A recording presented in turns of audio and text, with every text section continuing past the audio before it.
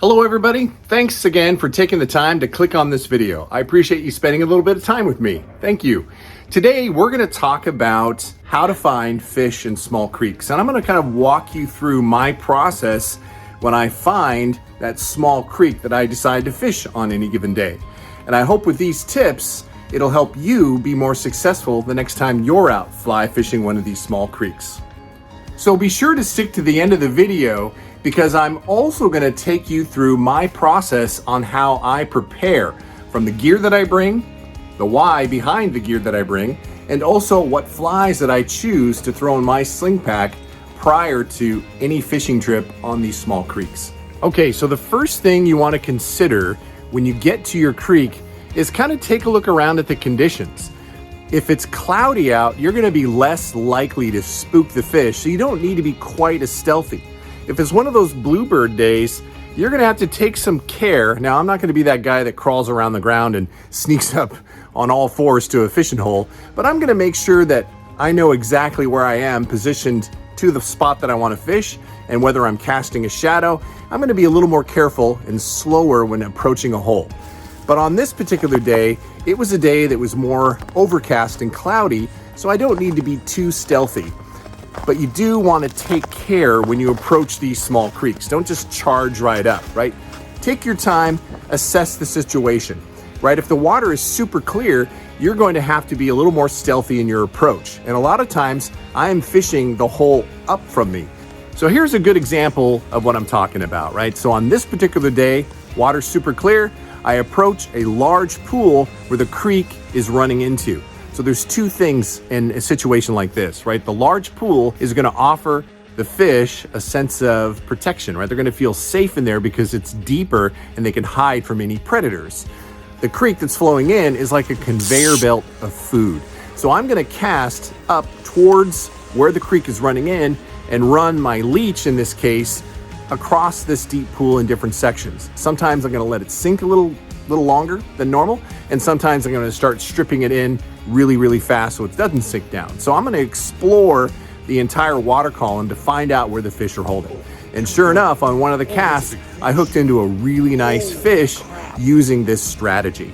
So now I'm walking down the creek a little bit farther, and I am looking for other opportunities or other spots in the creek that I think a fish might hold. And in this particular case, I have come into an area, the water is flowing in pretty fast here. And I have found that features like this on a small creek, they hold fish, right? Almost every time that I've come to a feature like this, where the water's flowing in, it's slowing down, fish just seem to love to hold in these spots in the creek. So I'm always making a cast whenever I come up to a spot just like this. Now, if you notice, I'm casting upstream again. Two reasons, right? One, the water clarity is super clear, so I want to cast into a zone that I haven't been in yet and the fish haven't seen me. And for whatever reason, in my experience, when I cast upstream in these small creeks, works in rivers too, and strip the fly back down, that has just been super effective when fishing these leeches or streamer patterns or even nymphs. I'm casting upstream and letting it come back to me. That has been just a deadly tactic that works for me almost every time. So I would consider that the next time you're fishing a small creek like this, is cast upstream and bring the streamer, the micro streamer, the leech, or the nymph back to you. Just works. Okay, let's paint another scenario in the same type of creek. And this time the water clarity is kind of off color, right, to where you only have maybe a foot of visibility. Now, I kind of prefer fishing in conditions like this because I don't have to be really stealthful at all. And as you can see on this particular hole that I approached, and again, it's fast current slowing down into a bigger, deeper pool. I am casting starting at the bottom of the pool and then casting towards the top of the pool, again, casting upstream. But I'm doing it from the high bank. Now, typically, if the water clarity is super clear, you're not going to want to do that, right? Because the fish are going to see you and they're going to be gone. But when you have a scenario like this and you're fishing from a high bank in a creek that has kind of cloudy water, it really gives you the advantage. And I take full advantage of these scenarios, right? Because it offers me the best opportunity to make the best presentation and the best cast into this hole without being seen. And as you can see in this video, I garnered success with this strategy and caught 2 really nice fish out of this hole. So the next thing you want to consider and look for when you're fishing these small creeks is look for any type of cut banks, right? Cut bank is where the current kind of undercuts the bank and it has a shelf on top and this void below where fish can hide, right? Remember, the fish, they want to stay away from predators that are wanting to eat them. So they're going to find places to hide, whether it's in those deeper pools or under type of logs or trees, or in this case, they are hiding next to or under a cut bank. So you want to target those places as well when fishing these small creeks. And I did just that on this trip and caught a nice fish. Okay, so you've probably heard about resting a hole, right? When you're hiking up these small creeks, you have the opportunity to fish the same holes on the way back. And you should do so. And now your strategy changes up just a little bit, right? You want to approach these holes almost in the same manner as you did coming up to them. Clear water, right? Don't walk right up to where you want to cast. Walk around, cast up to where you think the fish might be. And if it's cloudy water, then you can kind of charge right in without any consequence. But this particular trip, I had fished this hole earlier in the day. And when I came back to it, I made a cast and I caught one of the biggest fish of the day out of the same hole that I'd caught 2 fish about an hour and a half prior. So make sure you hit the same exact holes once on the way up and once on the way back, because you will find success in doing so. All right, so now we're going to talk about how I prepare when fishing these small creeks. So again, this is kind of my personal preference and what's worked for me over the years in fishing these type of scenarios or these type of creeks. So there are a lot of ways that you can carry your gear, from a backpack to a like a fly vest or a sling pack. I prefer the sling pack, mostly because they're just more comfortable. They're more ergonomic. I'm a taller guy. I don't like things pulling down on my shoulders. So the sling pack is just more ergonomic and I can wear that a lot longer without my back hurting. So that's why I choose a sling pack. So I also bring a net with me. And the net that I've chosen is the Hellbender Upstream. Why? Because it's lightweight, it's functional. I love the basket size and it really can handle most fish. This net really is very functional. And one of my favorite features, and I'm not even sure if the people that make Hellbender know this, but my stepson recently lost a really nice net because the way that it attaches to a lanyard. If you've got one of those wooden screw eyes that go into the kind of the handle, the base of the handle, those things can work themselves loose and you can lose your net. The way the Hellbender is designed, it has got a continuous copper loop that's part of the entire structure of the net, and there's no way that that's coming off. So I always know that the Hellbender net is going to be with me after a day of fishing. It's not going to work its way off the little piece that attaches to the net. So that is really a great design, whether it was purposeful or not. Those things stay attached, and I really love that feature on my net. Okay, so the next thing that I use, is I use waders. So on this particular creek, I really didn't need to use waders, but they really act as a protective layer. So especially in the springtime and summer, you can get into a lot of ticks, a lot of biting bugs.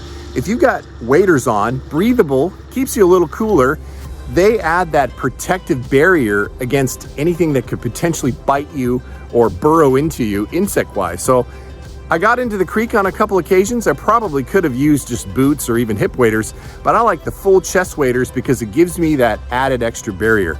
And also in the summer times, you got to worry about snakes, right? Not that waders can completely protect you against snakes, but if you have a large wading boot and then those neoprene covers that go over the wading boot, if a snake tries to bite you in the ankle, it's likely not going to be successful because it's got a lot to bite through. But it just adds that protective barrier that just makes me feel better about wandering around these grassy, scablands of the desert regions of the Pacific Northwest. Okay, let's talk boots. So I use my Corker wading boots, and the reason why I like Corker wading boots is because I can change out the soles. So if you're doing a lot of hiking, right, and you're not doing a lot of hiking in the river itself, I switch out the sole to that rubberized boot sole. And that's great. It almost turns into a hiking boot. If I know that I'm gonna be in the river a ton, I'm gonna wear the felts. The problem is wearing the felts outside of the river, it just wears them down a lot quicker. So I try to make a thoughtful assertion of what's gonna be best at whatever creek that I'm fishing. Because if you're wearing the rubber soles on your corkers, it's tough to wade these creeks, right? Because everything is super slippery. But if you know you're not gonna be wading a ton, then they're just fine because they're a lot better for hiking. If you know you're gonna be in the water for the majority of the time, then it's probably worth wearing the felts because that way you're not slipping and falling in the creek itself. It will wear the felt out a lot quicker though when you're doing these type of hikes. Let's talk about what's in my sling pack. So I have a variety of flies that I bring with me when I'm fishing creeks. So I don't want to leave anything behind, right? So a lot of times I overpack because I don't want a scenario to happen that I'm on a creek, a particular hatch starts to happen, and I leave that box at home. That's the worst feeling that you can have when you're fishing these creeks. So bring everything you think that you might possibly need. So typically, I have a box that's just full of different nymphs, right? River nymphs, from flashbacks to beadheads to anything, everything. You can see in this box, I have a large variety of nymphs to choose from. Then I have some bigger nymph options. I also have some streamer options because you just never know. Some of them are micro streamers, right? A lot smaller, little leech patterns on jig hooks, and some are articulated because even in these small creeks, a lot of times the bigger flies will work along with the smaller flies. So I have a good variety there. I also bring a lot of type of San Juan worms, mop flies. A lot of people call those junk flies, but they can be very effective when fishing these creeks. So be sure to have plenty of those on hand as well. Dries are also important to have whenever you are fishing these creeks because you just never know when you might get into one of those dry fly hatches. So bring a box of dries of very variable sizes, some small, some larger, just in case you get into one of those epic dry fly hatches. You don't want to be left without those in your sling pack when all of a sudden a trico hatch comes out, or maybe it's a squala hatch, or hoppers are all of a sudden out. Just bring them with you because you just never know. And then just the basic gear, right? From dry shake to, I always bring some extra tapered leaders with me. I bring some tippet, usually 5X, 4X, and 3X. I have some forceps with cutters. What else do I have? Ibuprofen, got a little sunscreen, lip balm, sunglasses. I'm not sure if I mentioned that already. I always have that, even if it's a cloudy day, because you never know when the sun's gonna come out. But I am fully prepared for any scenario that might happen that day on the creek. So that's kind of how I prepare when I'm fishing these small creeks. All right, well, I hope that helps you the next time that you're headed out, whether you're chasing blue lines or whether you know of a certain creek that you want to fish. I hope that helps you catch more fish and be a little more prepared the next time you're out there fly fishing. All right, everybody, I really appreciate you taking the time to watch. And hey, if you need a little help with your fly fishing cast, I put together a video right here. It's short, sweet, right to the point. And if Brad Pitt can cast this way, so can you. Check out this video and I assure you, after watching it, you'll cast just a little bit farther. All right, everybody, until the next time, fish on.